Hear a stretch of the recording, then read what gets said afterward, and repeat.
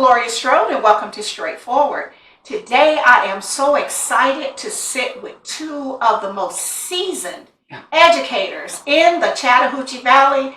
They have made a tremendous difference in the lives of our children, and they continue to serve on organizations that make a difference for our present educators. I want to welcome the fabulous Miss Sandra. Miss Sandra, you're everywhere, and Lord, the world traveler, Judson Patten. I can't keep up with you. I make it hard for people to keep up with. I mean, really, we're going to have to get a tracker on your leg so we can keep up with where you're going, but you deserve that. You worked 38 years at Richards Middle School. That is correct. One location. That's generations. It is. It was a junior high when I started out in 1966. Really? Only 7th and 8th grade. Okay. And then those that be decided to change the concept to middle school. And we went 6, 7, and 8. 6, 7, and 8. Now, I liked the junior high better because we ran the place like it was a junior high school. I got you. Those kids were ready to walk into high school when they left. Right. They had the skill set. Yep. Right. When we became a middle school, we sort of dropped back and started running it more like an elementary school. Really? So we all had to adjust. Right. And so, but you are a product of Muskogee County. Yes, ma'am. Columbus is my home. Okay. So you went from being a student, and what schools did you attend? Girl, I graduated from Columbus High School in 1960. Okay, so in those days, Columbus High School had grades 8 through 12 because there was no such thing as a middle school. So we went straight from 7th in elementary to 8th grade, like 5 years. Really? In high school. Right. We were sub-freshmen. Okay. No, really, no, because I do remember That's what that. they called us. When I was at Carver Elementary, you went from there to Carver High School, and of course that was, back in the 60s. Right. So you, Muskogee County School District, can take credit for your brilliance. They can. Okay. All right then. He said that with no hesitation. And Miss Sandra, you are amazing. And I want to publicly thank you. I know you serve on boards, both of you, but you served on a board at the state level, and you were very supportive of me on my mission with the 2020 census. Not only just with your education friends, your faith base, you're the secretary, the public relations of the Mount Calvary Baptist. 4th District with General Missionary. I tell you, you can always depend if you're lonely, Judson. You're going to get an email from Sandra because she's always doing so many things, but it's good stuff. And then you work at the polls. Right. So you helping us to keep democracy. Yes. Yes, and keep this train moving.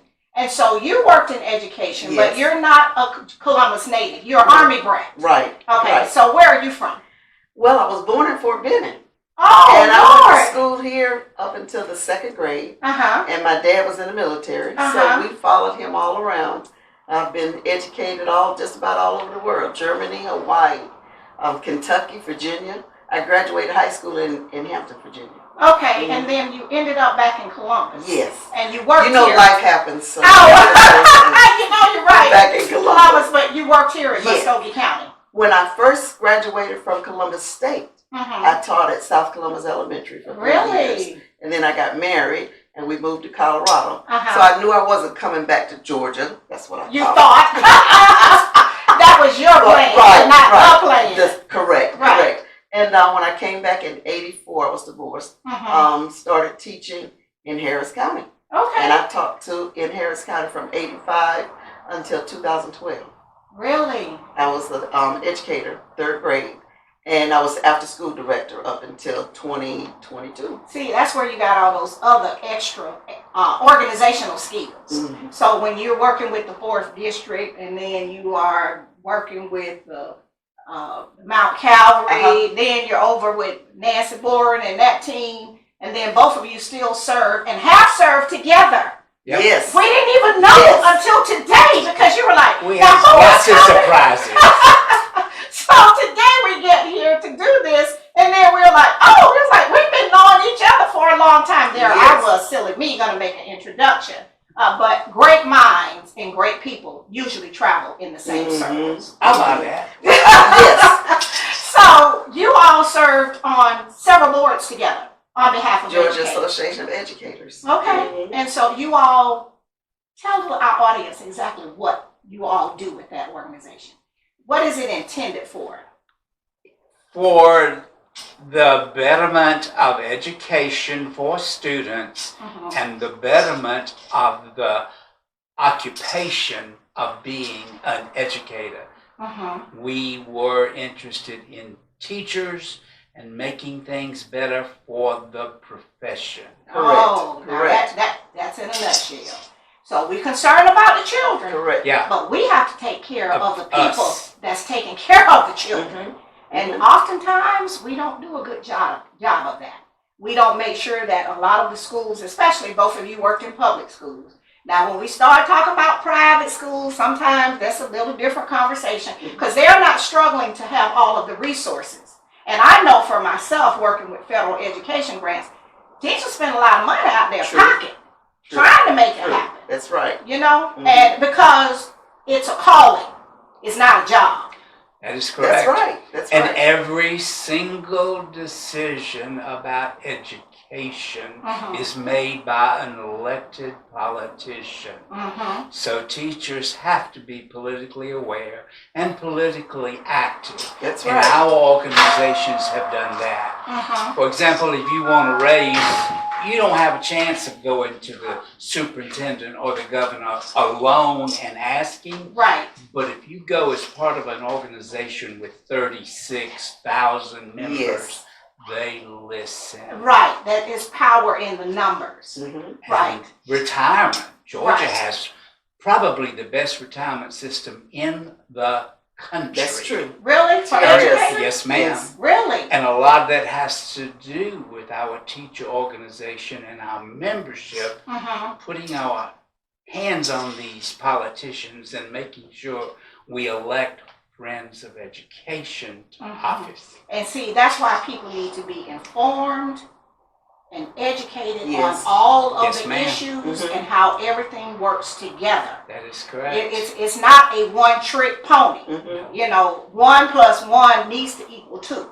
And if we're going to keep moving the train forward, we got to make sure we have all hands on deck, everybody understand what the purpose and the goal and the mission is. There are many teachers that do not believe that as a teacher they should be involved in politics, but they are so mistaken. Right. Because it's their profession. Right. And there are many middle-level management husbands that don't like their wives involved in a teacher organization. So we have to try to educate those people and get members. To bring them along as well. That's right. Okay, well, we're going to hold that point there, go to our first break to our sponsors, and we'll Okay. be right back. We'll be right back after word from some of our sponsors. Straightforward is brought to you by State Senator Ed Harbison, serving the citizens of Georgia's 15th Senatorial District and on the front lines for veterans every day. Progressive Funeral Home, family owned and operated since 1952. The George Ford legacy of high standards continues today in the compassionate and professional services provided. A touch of dignity for those who care. Progressive Funeral Home, 4235 St. Mary's Road, trusted by generations. Whole Patient Healthcare. Dr. Jada Rimes-Bacote is board certified in family medicine. She believes the best patient care includes practical, individualized lifestyle changes. Located at 1338 13th Avenue, Columbus, 706-641-2080, or visit wholepatienthealthcare.com. And welcome back to Straightforward. I'm enjoying this wonderful conversation with the awesome Miss Sandra and the fabulous Judson Patten, who travels the world. They both retired. They served our children well, and we are very thankful for the type of educators that you are. Because in your time, it was a calling. It wasn't a job. And when people are doing something because it's a job and not a calling, it shows. I remember being at Carver Elementary, and you could stay after school if you needed help. You know, those teachers have contract time, but they were not running to the car, leaving you. You know, if you needed that extra, they were willing to give that extra. And so I'm very thankful for that. Because a lot of the children came from working parents. This is a mill town. We had a lot of cotton mills and other textile mills and denim and all of that going on. And people worked hard, but they still wanted their children to learn. Right. And so the school was a part of the village. And that was just so important. I mean, it was. You know, we walked to school. Eddie Overton, who worked in the school district, he was from Baldwin Street. I lived on A Street. We walked to school, you know, whether it was raining, cold, or whatever, you know, but that was what our village was. And so I'm just very proud that we had committed educators, folks that wanted excellence, and they expected excellence. And I always told my husband how proud I was that I learned how to read at Carver Elementary from the SRA kids. And I was reading above grade level, and every week I studied my spelling words. Now, at the time, we didn't understand that when you learn your spelling words, that was what building your vocabulary to read. Yes. You know what I'm saying? So a lot of things have changed in education. So I'm just really thankful for that experience, and then for the type of educators like you. But before we went to the break, Judson, you were saying that you had some educators whose husbands were mid-level managers in corporate world and other places, and did not particularly want their spouse to be involved in some of the teacher organizations. But it is important, if they are educated, to be a part of that.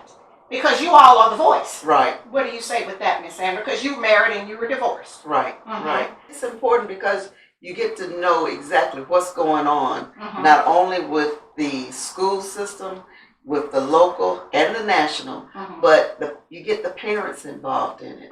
So I feel that if you get the parents and the teachers all working together, you'll know what's going on. Right. And with GAE, Georgia Association of Educators, we have a lobbyist at the state capitol. Oh, really? Yes, we do. Also, our state president, Lisa Morgan, is there at the capitol. So we have a voice that comes back to the teachers, that comes down to the local levels, and the local levels get the parents all involved in it. Right. What might be coming up in legislation that y'all need support and sometimes the legislators themselves will call on the teacher organization for information about certain educational bills, because we got the research that we can put in their hands. Exactly, and that helps them with what their argument or their presentation. Exactly. No, and you really have to have that, especially if they got to sell it to their colleagues to get certain things voted on and passed in your favor. I want to bring this up, and I know that both of you are very politically astute people because you have been leaders of these Muskogee organization for the educators and at the state level. It has been very troubling for me, as we've seen in the national news. We have libraries and schools that are banning books. And this is not a religious conversation. I want to be very clear because I respect all religions. And we don't have to worship the same. People do whatever they do, as what my friend Ed Harbison would say, my rights end where your rights begin. I get that. But these were books that I know we had to read and do a book report on. Even before integration. You know, whatever that we did at Carver, they probably was doing it at Columbus and, you know, Hardaway or Baker or whatever. So what is it now where we can no longer respect the classics? Well, I don't understand that. So much of it goes to diversity. Okay. We have an element in our population today that if you are not white, straight, from Western Europe background, they want to not include that in libraries, and they don't want children reading it. They don't want their kids to be diversified and know about other people. There is a cute little book called My Shadow is Purple. Yes. Okay. It's banned. It's about diversity. And My Shadow is Purple. My Shadow is Purple. See, now you're going to make me go find the book. Well, okay, that's there's another one called All Boys Are Not Blue. Okay. All Boys Are Not Blue. Okay, I'll find that one too. All right. There was a book fair at a school in Cobb County. Mm-hmm. And one of the teachers picked up this book about My Shadow is Purple. Mm-hmm. Came from the book fair at the school, and she read it to her little class of elementary school kids. The next day they fired her. Really? For reading the book, My Shadow is Purple. That was at the book fair? Yeah. Not one that she brought from her home. No, she didn't bring from her home. It was already on the property. In the school on the property. How ridiculous. And my shadow might be yellow tomorrow. And mine might be striped. I know. and so no, really. That's why I love this. We're here today being hosted at the Co-work Boutique. But look how colorful it is. Yes. We're not here by happenstance. This was a part of the plan. Because we want to show how we're all different. Yes. And we can respect the differences. You know, that's what it's about. Exactly. But kids need to know that they're not all alike. Exactly. And this child over here needs to know, I'm not the only one with a purple shadow. Exactly. And no, exactly. And you know, there was another study where the lady with based on the eye color, we always talk about that, how they separated the children out. You know, I just don't understand how parents or leaders, elected officials, or whomever they are, faith-based, whoever, think that you can keep your kid in a bubble and they live in the world. Because the world is bigger than what your religion is, what your community is. And I can say that because in my life's travel with my spouse, I ended up going from East Winning, E-Dub, affectionately known, to standing in the Mediterranean Sea. Never thought I would make it there. As a child, I saw it on the map, but I never could see myself there. So what we're going to do now, go to our final break to our sponsors, and we'll be right back. We'll be right back after word from some of our sponsors. David Benefield at the historic Highland Hall, florist extraordinaire, making dreams come true for all occasions. Visit David and his team today at 1504 17th Street or call 706-324-4881, where happiness blooms. Barbara's Cleaning Service, a 5-star commercial service with satisfied customers in Georgia and South Carolina, built on the principle that every detail matters. Barbara's Cleaning Service, a new season building a family legacy. And welcome back to Straightforward. I am truly enjoying this very important conversation, very informative conversation with the one and only Miss Sandra and the fabulous Judson Patten. I want us to go back to the educator. That is really troubling for me, that actually read a book that was at the book fair that was already on the property, on the school property. She didn't bring it from her personal collection. It wasn't one her kid had. Somebody gave her en route to the school. It was already there. And then they fired her. So your organization, Georgia Association of Educators, is standing behind her. Yes, that's why every teacher needs to be a member of Georgia Association of Educators, because we have a legal staff and they stand behind their teachers. Okay. And this legal. So as a member, yes, you get that protection. Yes, ma'am. Not only teachers but administrators also. Okay. They can be a part of Georgia Association of Educators. Okay. Yes. And so there's just an annual fee.